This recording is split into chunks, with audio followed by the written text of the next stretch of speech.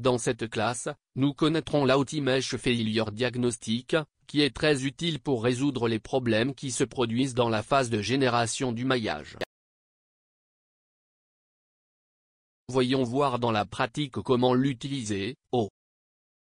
Nous avons d'abord créé une nouvelle étude pour cet axe. Ensuite, nous allons à la création du maillage, en gardant la taille des éléments comme définie par défaut. Voir que le maillage a été généré correctement. Nous éditons les paramètres du maillage et nous allons générer une erreur ciblée, afin que nous puissions connaître l'outil Mesh Failure Diagnostic. Pour cela, nous augmentons radicalement la taille des éléments et confirmons.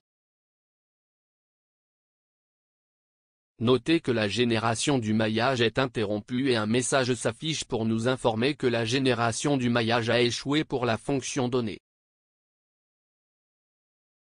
En cliquant sur Mesh Failure Diagnostic, voir que l'assistant simulation s'affiche dans le volet des tâches.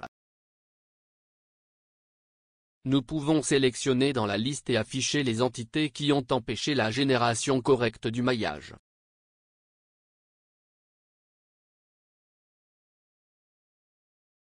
Pour résoudre ce problème, nous pouvons créer des contrôles de maillage locaux ou vérifier la géométrie.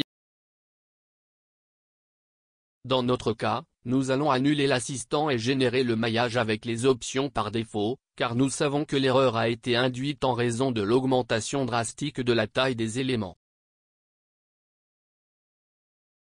Toutefois, lorsque ce type de problème se produit dans vos projets et simulations,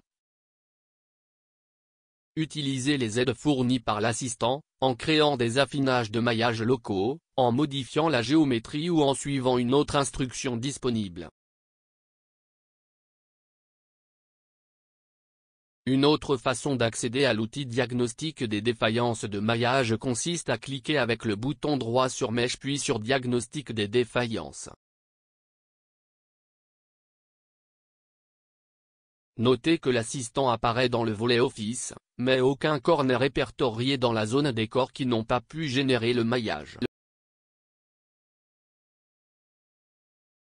D'accord.